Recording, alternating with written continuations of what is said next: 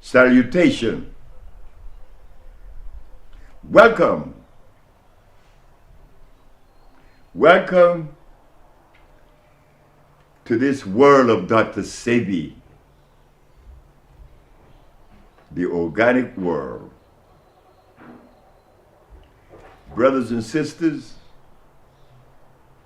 ladies and gentlemen,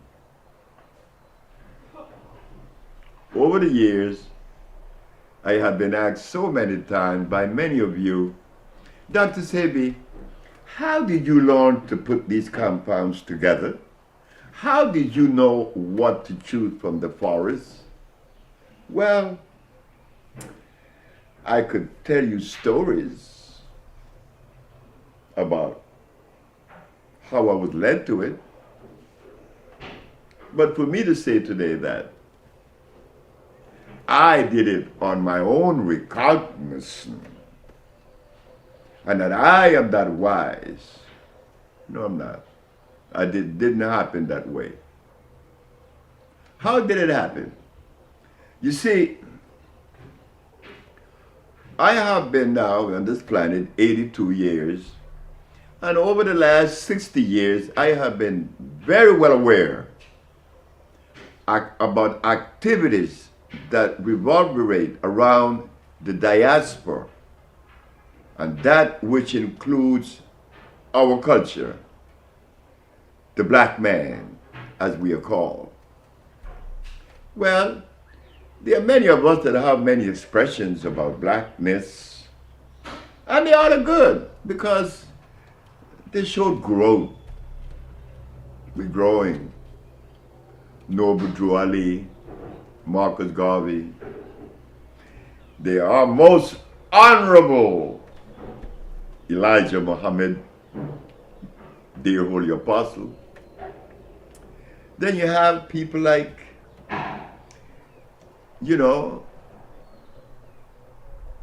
Benjamin Banneker, George Drew.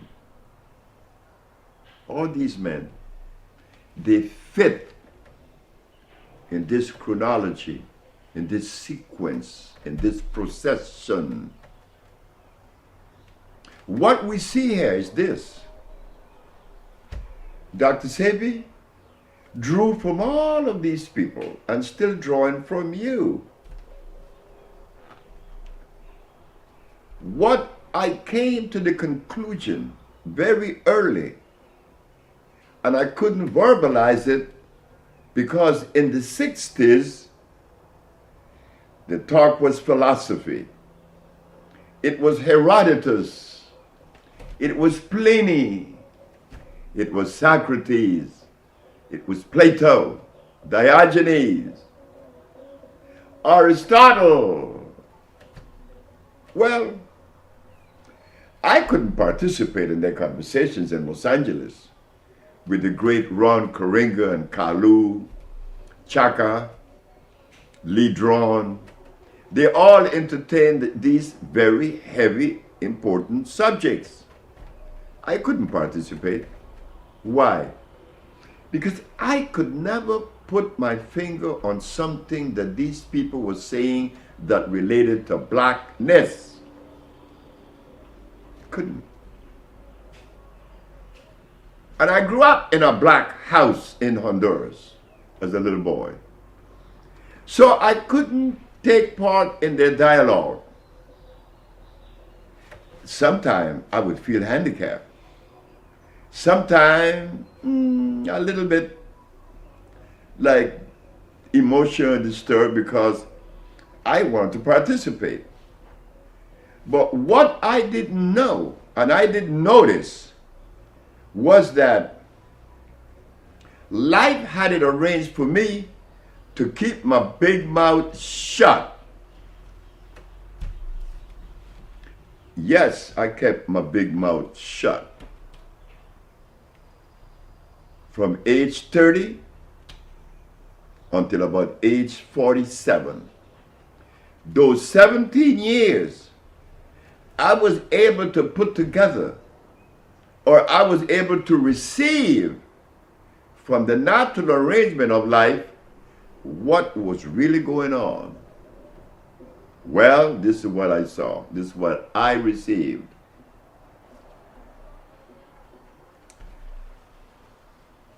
The black race didn't have a philosophy. They didn't need a philosophy. Europe needed philosophers. Why did Europe and not Africa? You see, Africans, we live by the laws of life. That's the model. The laws of life. Do we need a philosophy? No. We just follow the natural law. Are we confused? Well, the eagle makes her nest before she lays her egg. And she weaves that nest quite well. Where did she go along to weave that nest? Who teach that eagle to weave that nest? That's a big bird gonna be in there, you know, including herself. Where did she learn that? She didn't learn it. It was always part of her DNA.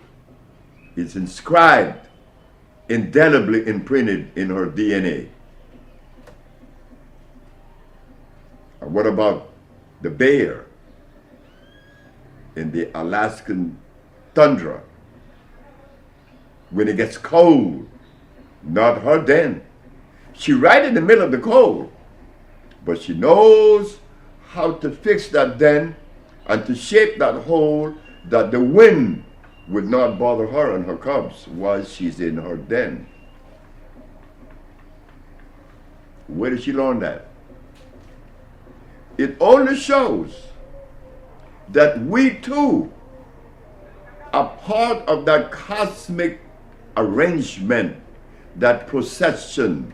So today, it is philosophy against cosmic, or versus cosmic, or cosmic versus philosophy. Philosophy is about the assumption. I believe. I believe. I believe. I assume. I think. With us, not so. I know. There's a difference. Philosophy is based on belief and on assumptions. When you don't have a philosophy and you follow the laws of life, which should be the model, then you don't have to believe in anything. You know. So today, we're going to see the difference. The products of philosophy, notice carefully now, we don't want to confuse this issue. The product of philosophy is always a chemical.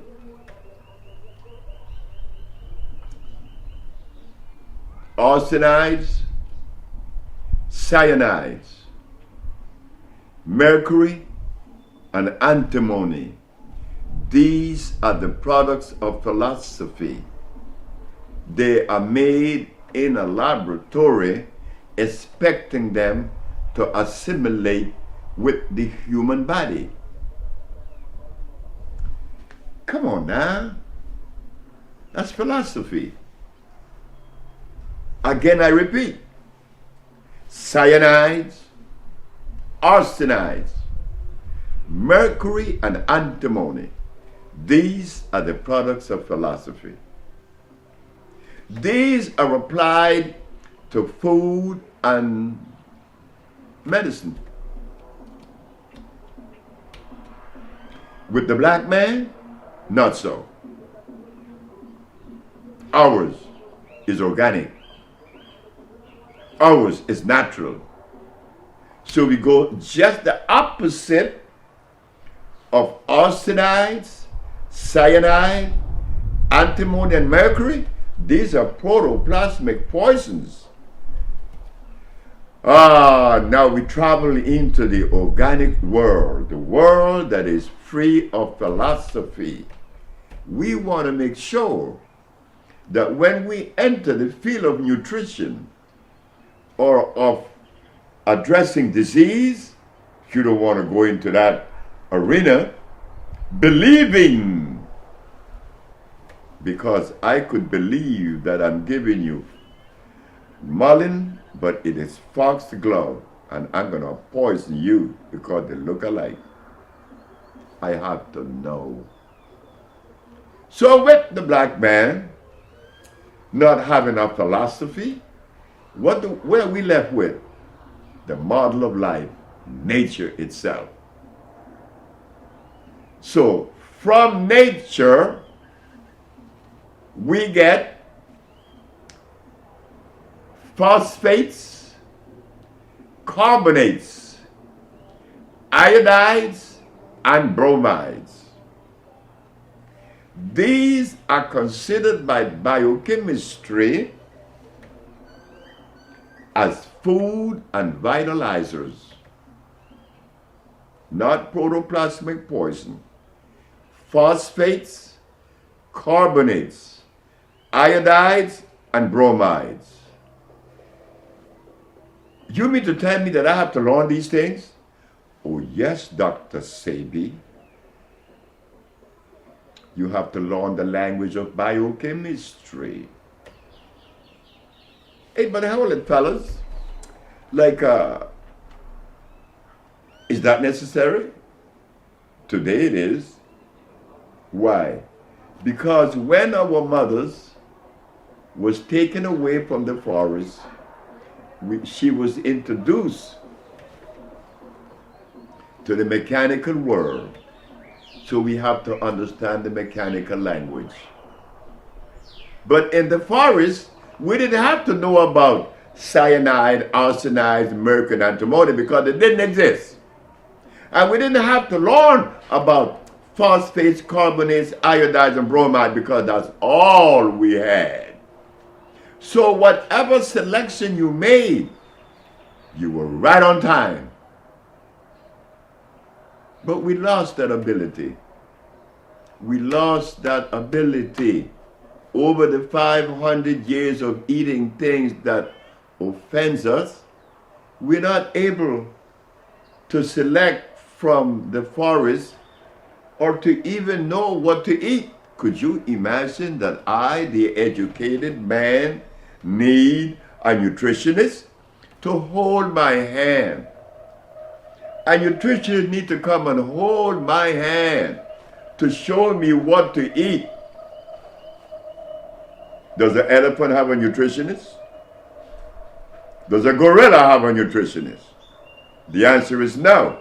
But then, the nutritionist, who is supposed to be educated and that their understanding of food is above all everybody else, guess what? Correct me if I'm wrong. The nutritionist, you have to eat your protein. You have to eat your protein. You need your protein.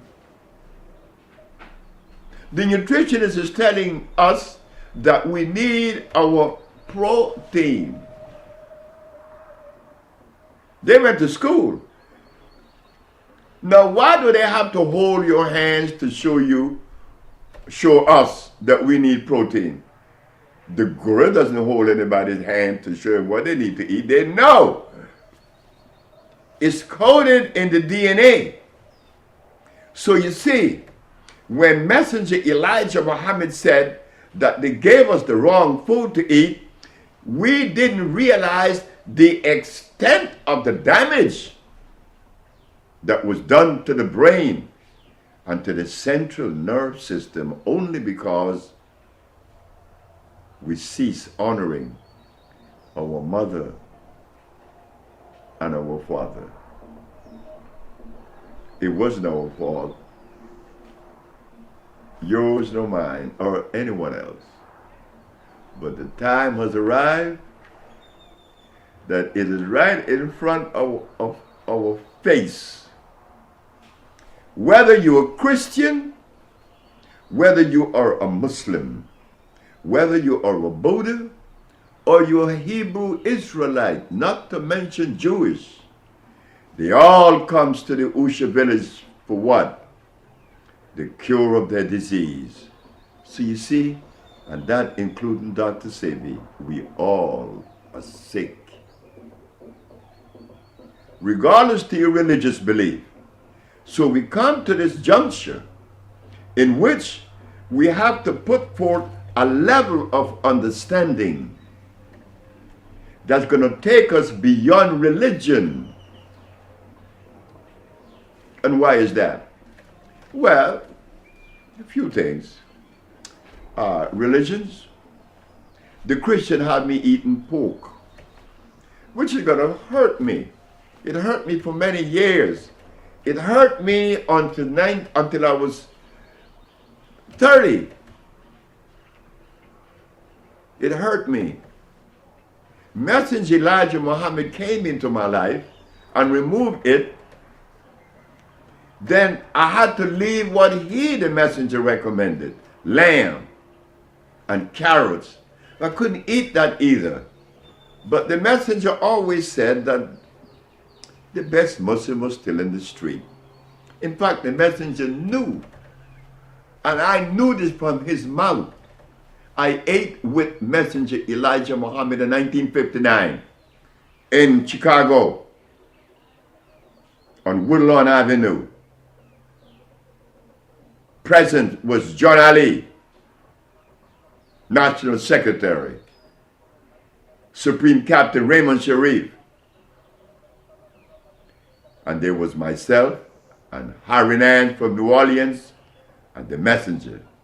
And while the messenger is cutting the meatloaf, he was looking at us and he said, we should stop eating meat. So we're growing.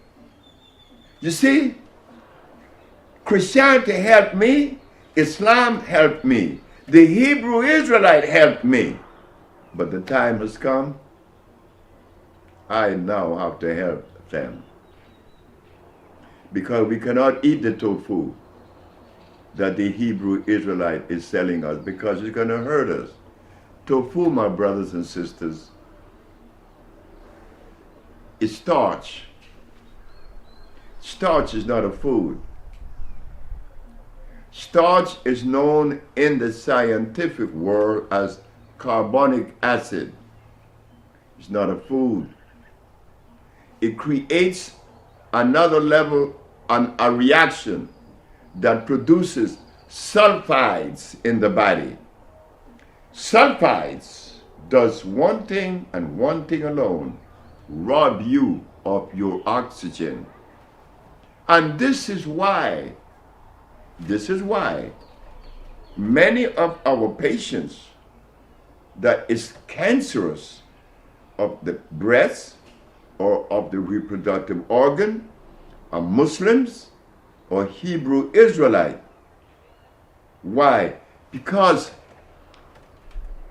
the Hebrew Israelite is giving our sisters this tofu, which is robbing them of their iron and weakening their system. Well, we are not going to blame our brothers in the religion of the Hebrew Israelite for doing that. No. Today is not about blaming anyone. It's about us realizing that that which we know as constant is on top of us today. They call it change. Change is the only thing that is constant. And as that change takes place, we move and we change with it. Sure, I like to go to the restaurants of the Hebrew Israelites. I like to go to the Islamic restaurant in Detroit on Michigan Avenue, Agnatun. But I want to go in there and eat something good. So now, for us to do that, we have to help the brothers and the sisters to produce the things that are good for us, not to condemn them. We're not going to talk about Yahweh ben Yahweh. We're not going to talk about Minister Firecon. No, we're not going to talk about Reverend Al Sharpton. We're going to help them to understand that there has been a paradigm shift and that we are responsible for responding to that shift. Yes, I love Muslims. Yes, I love Hebrew Israelites, not to mention Christians. Every time I think about you Christians, I think about Reverend Littleton in Memphis, and I think about Reverend Jordan in Louisiana, New Orleans, that used to feed me, and they laugh at me. You Muslims, they're feeding you. I got to give you a job to eat. But it was all beautiful. So yes, you see, philosophy against that which is cosmic. That which is cosmic is consistent with life. That is truth. Truth is that which support life. And that which support life, you knows. Yeah, brothers and sisters. Change has arrived. But we shouldn't resist it. Because if we resist it, imagine our children are going to suffer. I have a little boy, he's only a year old, David. I got to talk to his mother constantly about what she's going to put in my baby's mouth beside her breast. Taiwa, well, I had to raise my little girl with sea moss and hemp milk. You understand? And then she had her spelled bread. But she's 4 years of age now. And she's telling me what I need to do. Now imagine that. But it all comes with help. So yes, philosophy does not fit in life vernacular. It is cosmic. It got to be organic. It got to be native.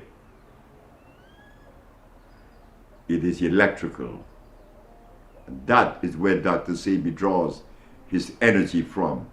That black woman in the jungles of Africa. She is one or part of the organic family. Africa, the African, the Aztecs, the Olmecs, the Toltecs, the Incas, the American Indian, they all makes up the organic family. But there is something that we all had in common, the organic family. We didn't have a toilet because our fecal matter didn't stench, because we didn't eat anything for that to occur. We were clean. We ate only that which was alkali. So even our fecal matter went back into the soil. Recyclable. Yes.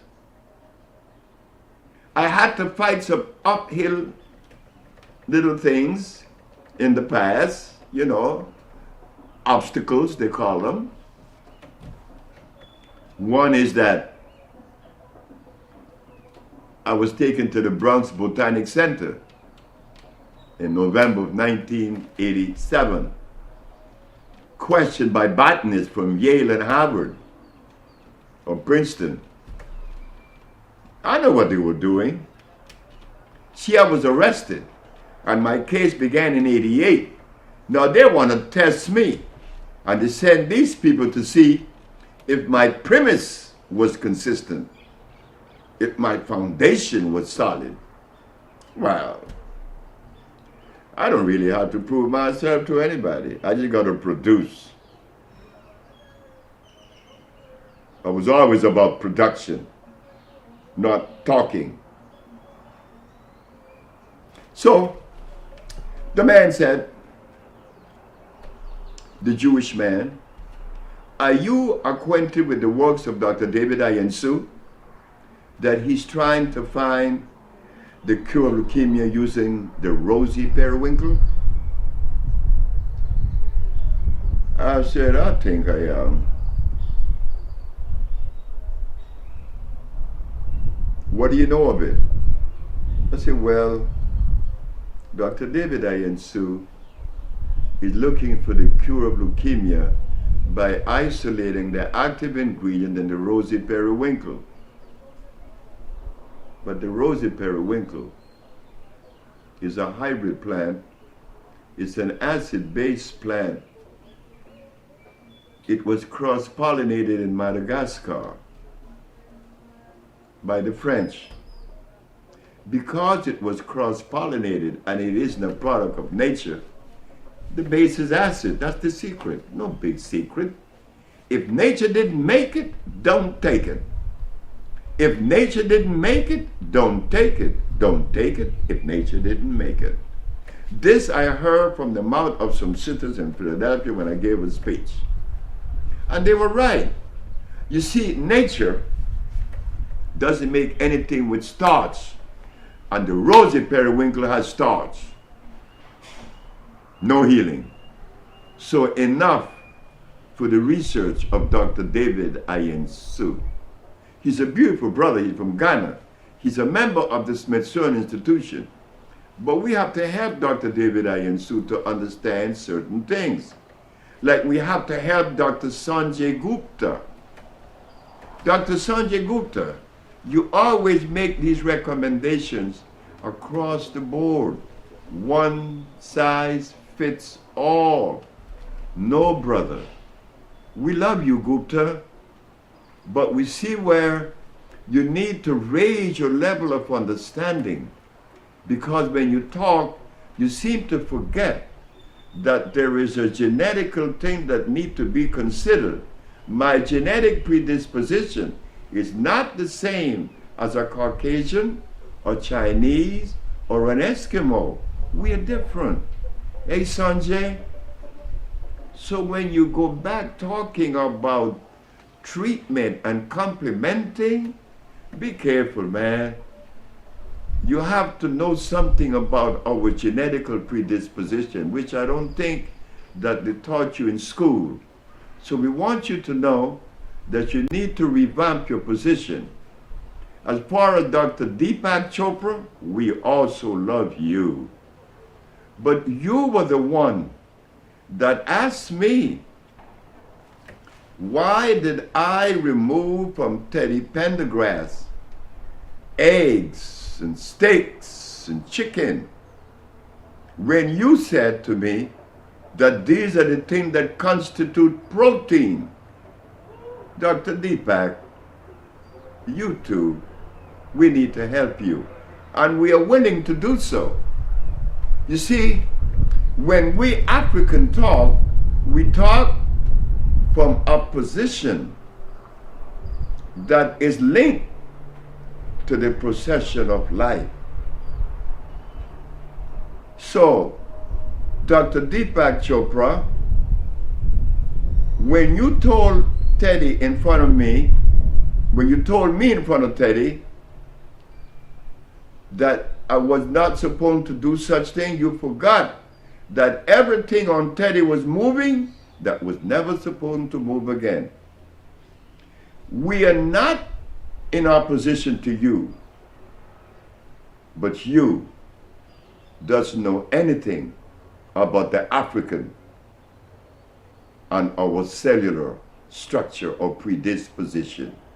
Sanjay Gupta and Dr. Deepak Chopra, we are willing to help you. Believe me, we have to live up to our position. Remember, we are the African. We are the one that have a long history of complimenting people because we are obedient to the laws of life. So you see, that's right.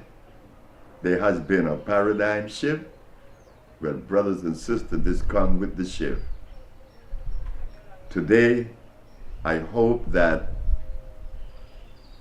the little presentation and the few minutes would have helped to clarify much of the fog that exists in our understanding. There is such thing as the organic and the inorganic. the alive and the dead.